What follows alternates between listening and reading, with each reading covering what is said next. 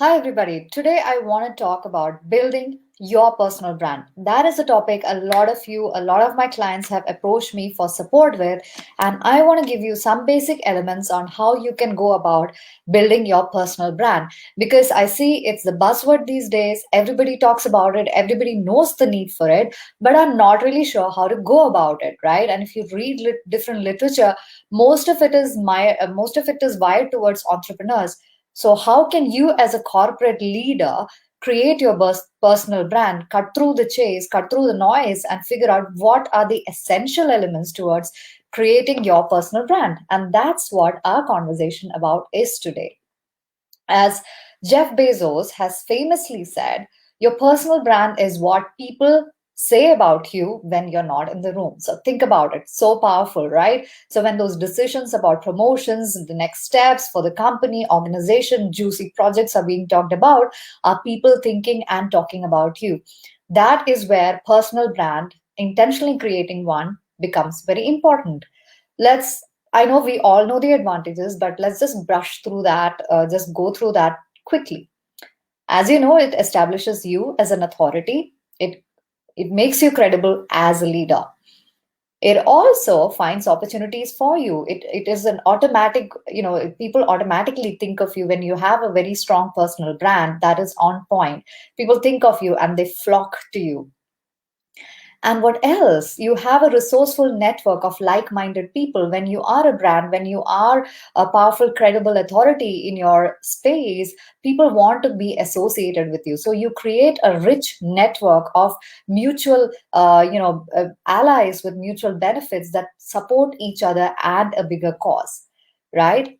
So, what else? It'll help, of course, in your business and career building. Why I say business? Because as a leader, you have to think of as an entrepreneur for your department, for your organization. So in terms of business building with your customers, with your vendors, etc., that is building your P&L profitability, etc. So it builds your career as well as your organization's success. And lastly, it helps you express, or it helps you create the impact that you want to create in the world. It gives you resources, people, support, etc., that helps you make the impact that you want in the world. So, like I said, how do we go about creating a personal brand? We all talk about it. What are the major elements of creating a brand? Now, I say major elements because there are so many sub elements, but if we were to classify it into three or four buckets, what would that be? So based on my own experience, based on my research experience, etc., helping clients successfully, in my opinion, there are four specific, very strong elements that need to go into creating your personal brand. Starts with the vision, moves into the impact, then talks about the network, and it's about then creating that presence as a leader. So let's go through each of these four elements one by one. What exactly is vision, right? Your big vision in life that is steeped in your values. Probably your value is to create an impact in the world. Probably your vision is to create education for the underprivileged in certain countries, etc., etc. So you want to create, you want to serve, you want to create an impact in the world. You want to be a better human. So do you have a big vision that makes you come alive, that really distills all your values? One of my favorite questions is, when you're 90 and you're looking back, or imagine you're 90, you're surrounded by your loved ones, you're looking back, you've had an amazing life.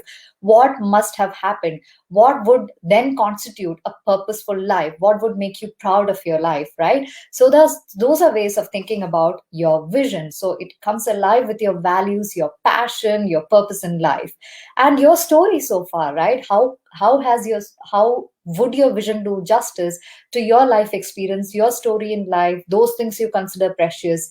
How will it honor all of that? So think about some of these reflection points I've given you. So do you have a big compelling vision for yourself, a big goal to move towards? By big, I don't mean monetarily. It could be monetarily. There is no harm in that. Of course, money is a great tool for doing good in the world, but also in terms of the joy and quality of life that you want to be living, the kind of organization you want to have led, the kind of people you want to have developed. So the first pillar is vision. When you have that vision, you resonate with that vision as a person, you are so purposeful in your actions that contributes to your personal brand, that people feel and see and hear from you. So that's the first element. That vision then beautifully lends itself to the impact you want to create in the world. So what is impact, right? Impact is, of course, the value of the work you do every day, in terms of the bottom line of your organization, or in terms of the employees you developed, etc., etc. So the value of your everyday work. But it goes beyond that. It goes into how you honor your past experiences, your skills so far, and how you're creating a legacy in the world, in your organization, in your life. And that is where your vision would be helpful. A vision that is steeped with the purpose that you have in life helps you create the impact that you want to have.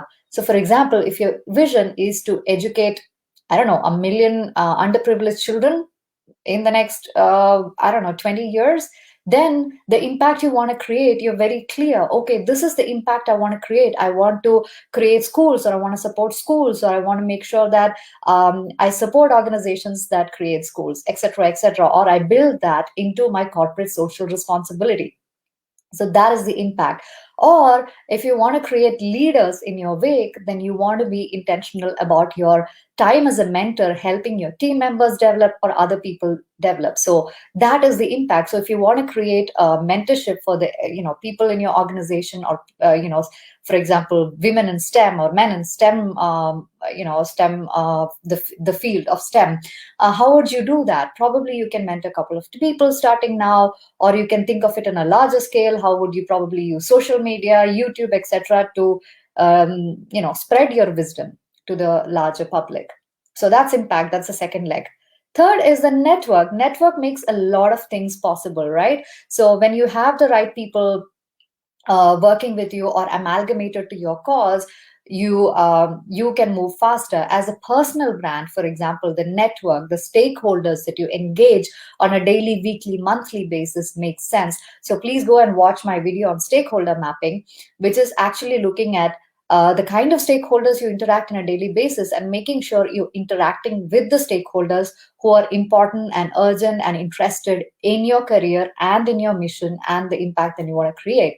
So if it's just talking about a microcosm of your career, who are those mentors, sponsors, managers, senior stakeholders who actually have a say in your career success, and how do you engage with them, even if you are an introvert? So how do you network? And that's, I talked about the career aspect. Now, if again talking about the impact that you want to create in the larger vision of your life, what kind of network are you intentionally building? So when you surround yourself and when you nurture relationship, that adds to your personal brand, because these are going to be your allies, people who are your advocates, who speak for you, who speak favorably for your mission, for your career, etc. So network becomes an important part of your personal brand. Now, the fourth and final element is the presence you exude. So you can call it personality, the presence, the charm that you exude as a leader. For example, what is your behavior? Is your behavior bringing out the best in you as a leader? Is it inspiring and amalgamating people towards a common cause, even in conflict situations, right?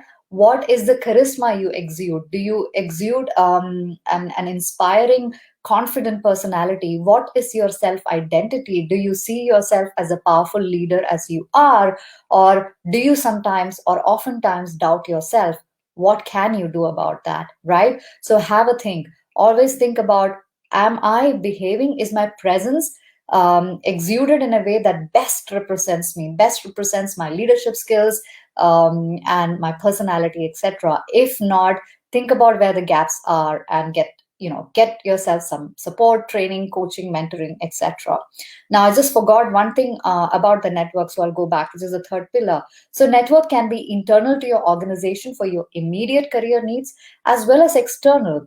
Think about social media, right?